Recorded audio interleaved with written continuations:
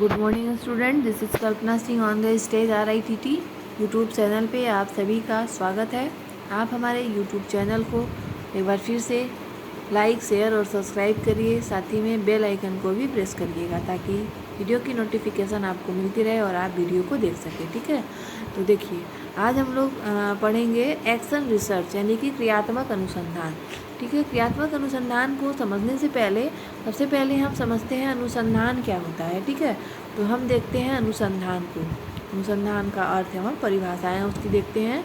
उसके बाद हम अगले वीडियो में अपना क्रियात्मक अनुसंधान देखेंगे। देखिए व्यापक अर्थ में अनुसंधान यानी कि रिसर्च किसी भी क्षेत्र में ज्ञान की खोज करना या विधिवत यानी कि एक एक पॉइंट को छोड़ना नहीं है, उसमें एकदम विधिवत गवेषणा करना होता है। गवेषणा मतलब खोज करना।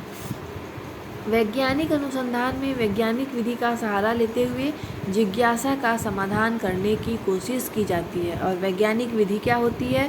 वैज्ञानिक विधि वो होती है किसी भी चीज़ का क्रमबद्ध तरीके से जो अध्ययन किया जाता है या जो क्रमबद्ध तरीके से खोज की जाती है, वो होती है हमारी वैज्ञानिक विधि।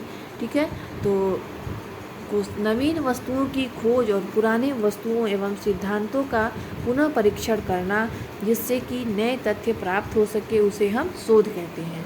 ठीक है, शोध उस प्रक्रिया अथवा कार्य का नाम है जिसमें बोधपूर्वक प्रयत्न से तथ्यों का संकलन कर सूक्ष्मग्राही एवं विवेचक बुद्धि से उसका अवलोकन विश्लेषण करके नए तथ्यों या सिद्धांतों का उद्घाटन किया जाता है। तो आगे देखिए, अध्ययन से दीक्षित होकर शिक्षा के क्षेत्र में कार्य करते हुए शिक्षा में या अपने शैक्षिक विषय में कुछ जोड़ने की क्रिया अनुसंधान कहलाती है। जैसे कि हम PhD, DPhil या DLit या DST जैसी शोध उपाधियाँ इसी उपलब्धि के लिए दी जाती है। इसे अध्येता में अपने शोध से ज्ञान के कुछ नए तथ्य या आयाम उद्घाटित करने की अपेक्षा की जाती है। शोध अंग्रेजी शब्द रिसर्च का पर्याय है, किंतु इसका अर्थ पुनः खोज नहीं है अपितु गहन खोज है। इसके द्वारा हम कुछ नया आविष्कृत कर उस ज्ञान परंपरा में कुछ नए अध्याय जोड़ते हैं। तो इसमें देखिए परिभाषाएं, ज्ञान की किसी भी शाखा में नवीन तथ्यों की खोज के लिए सावधानीपूर्वक किए गए जांच पड़ताल या अन्वेषण की शोध की संज्ञा दी गई है। ठीक है, तो यहाँ पे देखिए अनुसंधान को विभिन्न तरीकों से परिभाषित किया गया। पहला परिभाषा है रेडमैन और मोरी ने अपनी पुस्तक द रोमांस ऑफ रिसर्च में शोध का अर्थ स्पष्ट करते हुए लिखा है कि नवीन ज्ञान की प्राप्ति के व्यवस्थित प्रयत्न को हम शोध कहते हैं। हम दूसरी परिभाषा है हमारी लुंड वर्ग के अनुसार। देखिए यहाँ पे शोध को परिभाषित करते हुए लिखा है कि अवलोकित सामग्री का संभावित वर्गीकरण, साधारणीकरण एवं सत्यापन करते हुए पर्याप्त क्रम विषयक और व्यवस्थित पद्धति है। ठीक है, अब आगे देखिए यहाँ पे शोध के अंग। शोध के अंग कौन कौन से? ज्ञान क्षेत्र की किसी समस्या को सुलझाने की प्रेरणा। नंबर 2 प्रासंगिक तथ्यों का संकलन। नेक्स्ट है विवेकपूर्ण विश्लेषण और अध्ययन। नेक्स्ट लास्ट है हमारा परिणाम स्वरूप निर्णय। अब हम देखते हैं अनुसंधान प्रक्रिया के चरण। अनुसंधान प्रक्रिया में कौन कौन से चरण होते हैं? तो यहाँ पे देखिए अनुसंधान प्रक्रिया में चरण। तो शोध एक प्रक्रिया है जो कई चरणों से होकर गुजरती है। शोध प्रक्रिया के प्रमुख चरण ये हैं। देखिए सबसे पहले हम किसी भी चीज़ पे रिसर्च करने जाएंगे तो कोई ना कोई हमारे पास क्या होनी चाहिए? समस्या होनी चाहिए। अगर हमारे पास समस्या नहीं है तो हम क्या रिसर्च करेंगे? अगर हमारे पास कोई समस्या है, कोई कुछ नहीं मिल रहा है या कुछ खो गया है, तभी तो हम खोजेंगे ना, तभी तो सर्च करेंगे, रिसर्च करेंगे। तो चलिए देखते हैं हम अनुसंधान समस्या का निर्माण। तो सबसे पहले जो हमको खोज करना है उसका समस्या तय करना कि हमारी समस्या क्या है। ठीक है, अब समस्या से संबंधित साहित्य का व्यापक सर्वेक्षण।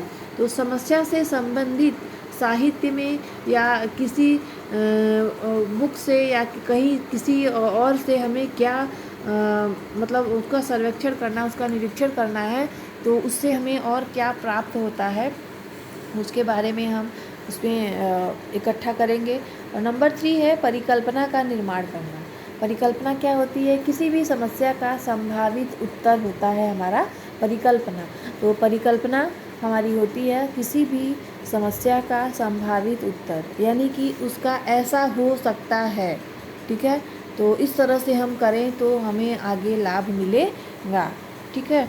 तो नंबर 4 है शोध की रूपरेखा, यानी कि उसका रिसर्च का हमको डिज़ाइन बनाना चाहिए, एक तरह से एक रूपरेखा बनाना चाहिए कि हमको किस तरह से इसका शोध करना है। अब आगे है हमारा आंकड़ों एवं तथ्यों का संकलन। आंकड़ों एवं तथ्यों का संकलन, जैसे कि हम किसी विद्यालय के छात्रों पर रिसर्च कर रहे हैं कि विद्यालय में छात्र ऐसे कम क्यों आते हैं, क्या कारण है, तो कितने विद्यालय में छात्र आते हैं, कितने नहीं आते हैं। तो इन आंकड़ों को लेकर के हमको संकलन करना है और उसी पे हमको रिसर्च करना है। अब आगे देखिए नंबर 6 है आंकड़ों तथ्यों का विश्लेषण तथा उनमें निहित सूचना पैटर्न रहस्य का उद्घाटन करना। जो हमने आंकड़ा लिया, आंकड़ा को जो हमने वो किया, मतलब कि इकट्ठा किया, अब उसका हम क्या करेंगे? संकलन किए, अब उसको हम क्या करेंगे? विश्लेषण करेंगे, उसका हम विश्लेषण करेंगे। अब अगला नेक्स्ट है प्राक कल्पना की जांच करना। जो हमने परिकल्पना बनाई है, जो हमने समस्या का संभावित उत्तर बनाया है, उसको एक बार से फिर से जांच करना कि क्या हमारी परिकल्पना सही है या गलत है, ठीक है। अब आगे हम देखेंगे सामान्यीकरण, जनरलाइजेशन की व्याख्या करना, यानी कि सारे को हम एक सामान्यीकरण के स्तर पर ले आएंगे और शोध प्रतिवेदन तैयार करना, यानी कि जो हमारा रिजल्ट आया उसको हम एक शोध प्रतिवेदन के रूप में या रिसर्च रिपोर्ट के रूप में तैयार करेंगे, ठीक है।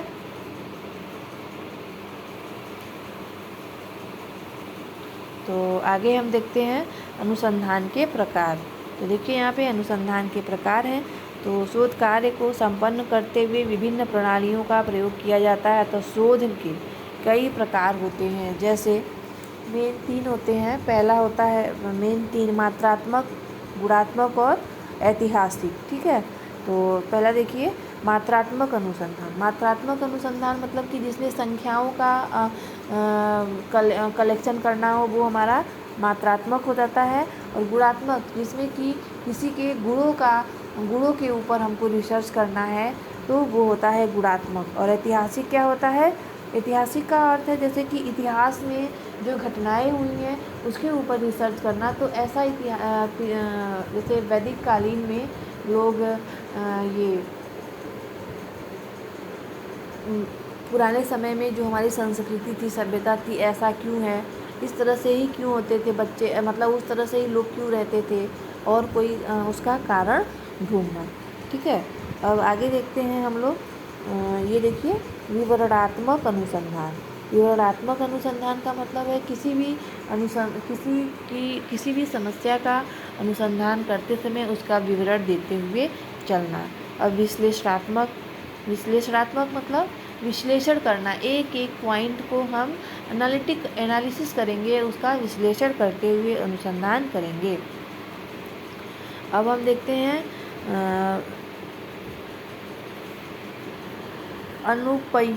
अनुप्रयुक्त अनुसंधान। अनुप्रयुक्त अनुसंधान और अगला है आधारभूत अनुसंधान और नैदानिक अनुसंधान, ठीक है। तो इसमें आप लोग केवल 3 प्रकार को याद करिए, यही तीनों में से होता है और ज़्यादा कुछ नहीं होता है, मात्रात्मक, गुणात्मक और ऐतिहासिक अनुसंधान, ठीक है। तो आज के लिए बस इतना ही। आगे के वीडियो में हम क्रियात्मक अनुसंधान के बारे में चर्चा करेंगे। धन्यवाद।